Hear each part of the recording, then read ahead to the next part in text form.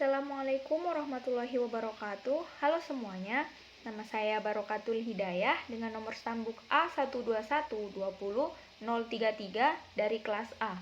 Saya merupakan mahasiswi dari Universitas Tadulako, program studi Pendidikan Bahasa Inggris, Fakultas Keguruan dan Ilmu Pendidikan.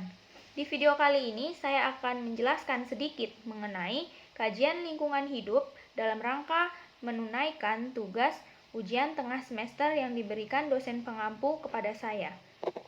Stay tune! Baiklah, dalam video kali ini terdapat beberapa bagian yang akan saya jelaskan, yaitu yang pertama mengenai sejarah PIP di Indonesia dan UNTAD dengan hubungan KLH dengan Universitas Tadulako. Yang kedua yaitu ekologi sebagai dasar ilmu lingkungan. Yang ketiga, prinsip-prinsip dan pendekatan ilmu lingkungan. Yang keempat, komponen-komponen lingkungan dalam aspek fisika, kimia, biologi, sosial, budaya, dan kesehatan masyarakat.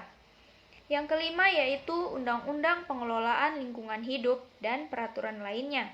Yang terakhir, kebijakan dan kearifan lokal pengelolaan lingkungan hidup di Indonesia secara umum dan di Sulawesi Tengah secara khusus. Baik, langsung saja masuk ke bagian yang pertama, yaitu sejarah PIP di Indonesia dan Universitas Tadulako dan hubungan KLH dengan Universitas Tadulako. Bagian pertama yaitu sejarah PIP di Indonesia. Indonesia dalam perjalanan sejarahnya juga bergerak dengan proses pergerakan dan perkembangan pendidikannya. Tokoh-tokoh pemimpin bangsa Indonesia juga merupakan lulusan lembaga pendidikan. Apabila kita lihat perkembangan di Indonesia, pendidikan merupakan salah satu faktor penting dalam sejarah perjuangan bangsa Indonesia. Titik pendidikan adalah kebutuhan mendasar suatu bangsa. Begitu pula bangsa Indonesia untuk mencerdaskan kehidupan berbangsa dan bernegara serta meningkatkan harkat dan martabat bangsa. Selanjutnya yaitu sejarah PIP di Universitas Tadulako. PIP UNTAD dicetuskan sejak tahun 1982 dan dibahas dalam serangkaian seminar dan lokal. Namun proses implementasinya masih terbatas pada bidang pendidikan. Belum berjalan simultan ke dalam tridharma perguruan tinggi. Kajian lingkungan hidup masih dalam tatapan konsep tertulis dan belum jelas. Dari manajemen terjadi masa inkubasi yang panjang dari lahirnya ide-ide dan gagasan PIP sampai dengan tampil atau munculnya program aksi implementasi PIP. Selanjutnya yaitu hubungan KLH dan PIP dengan Universitas Tadulako. Hubungan KLH dan PIP di Universitas Tadulako yaitu di mana kajian lingkungan hidup dijadikan sebagai PIP di UNTAD karena lingkungan hidup adalah kesatuan ruang dan semua benda, perilakunya yang manusia dan perilakunya yang mempengaruhi kelangsungan peri kehidupan dan kesejahteraan manusia dan makhluk hidup. Baik, yang kedua yaitu ekologi sebagai dasar lingkungan. Ekologi adalah cabang ilmu biologi yang mempelajari interaksi antara makhluk hidup dengan lainnya dan juga lingkungan sekitar. Dalam ilmu lingkungan, ekologi dijadikan sebagai ilmu dasar untuk memahami interaksi di dalam lingkungan. Selanjutnya yaitu prinsip-prinsip dan pendekatan ilmu lingkungan. Setiadi menjelaskan di dalam lingkungan terdapat prinsip-prinsip dasar ilmu lingkungan yang terdiri dari 14 asas dasar prinsip lingkungan. Teman-teman bisa melihat langsung di PPT yang saya sediakan, yaitu ada 14 prinsip dan pendekatan ilmu lingkungan. Dalam pendekatan ilmu lingkungan terdapat konsep yang diajukan oleh Purdom dan Anderson, yaitu terdapat 5 konsep, yaitu yang pertama konsep homeostatis, yang kedua yaitu energi, yang ketiga simbiosis, yang keempat konsep sistem umum, dan yang terakhir yaitu model. Selanjutnya yang keempat yaitu komponen-komponen lingkungan dalam aspek fisika, kimia, biologi, sosial, budaya, dan kesehatan masyarakat. Adapun komponen-komponen tersebut yaitu termasuk aspek fisika kimia, yang mana di dalamnya termasuk iklim, kualitas udara dan kebisingan, hidrologi, dan tanah.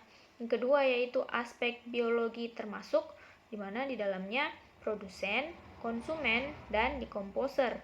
Yang ketiga yaitu aspek sosial budaya yang di dalamnya termasuk aktivitas asosiatif dan aktivitas disosiatif. Yang keempat yaitu aspek kesehatan masyarakat, di mana di dalamnya termasuk peran serta masyarakat dalam pengelolaan lingkungan hidup dengan baik. Nah, yang kelima yaitu Undang-Undang Pengelolaan Lingkungan Hidup dan peraturan terkait lainnya. Jadi, seperti yang kita ketahui bersama bahwasanya Indonesia merupakan negara hukum. Jadi, apapun itu pasti memiliki undang-undang atau hukum pidana terkait dengan khususnya pengelolaan lingkungan hidup. Dalam pengelolaan lingkungan hidup sendiri terdapat beberapa undang-undang, pasal, bahkan peraturan pemerintah yang mengatur terkait hal itu. Nah, teman-teman bisa melihat langsung di PPT yang saya sediakan. Baik, bagian yang keenam yaitu kebijakan dan kearifan lokal pengelolaan lingkungan hidup di Indonesia secara umum dan di Sulawesi Tengah secara khusus. Bagian A yaitu menurut KBBI, kearifan lokal sendiri terdiri dari dua kata, yaitu kearifan dan lokal. Di dalam KBBI, kearifan artinya bijaksana, sedangkan lokal artinya setempat. Dengan demikian, pengertian kearifan lokal menurut tinjauan bahasa merupakan gagasan-gagasan atau nilai-nilai setempat yang bersifat bijaksana, penuh kearifan, bernilai baik yang tertanam dan diikuti oleh anggota masyarakat di tempat tersebut.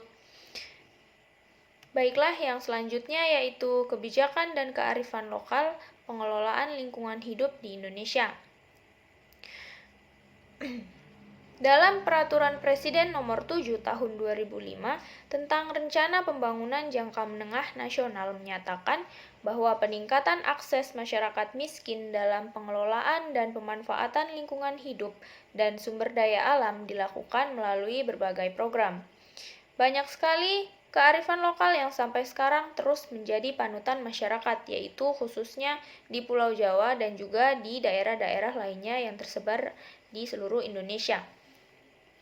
Baiklah, selanjutnya yaitu kebijakan dan kearifan lokal pengelolaan lingkungan hidup di Sulawesi Tengah. Kebijakan yang mengatur pengelolaan sumber daya alam atau PSDA di Sulawesi Tengah mengikuti arah dan orientasi dari kebijakan nasional yang bertumpu pada pertumbuhan ekonomi berbasis investasi. Di Sulawesi Tengah pada umumnya dan masyarakat Kaili khususnya memiliki kearifan lokal dan dalam melestarikan ungkapan-ungkapan pantangan atau pamali dan upacara adat lainnya. Sebagian penganutnya masih dijumpai pada setiap kelompok masyarakat tradisional.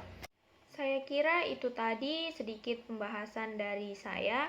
Saya ucapkan terima kasih banyak atas perhatiannya dan saya memohon maaf yang sebesar-besarnya jika ada salah kata yang disengaja maupun tidak disengaja.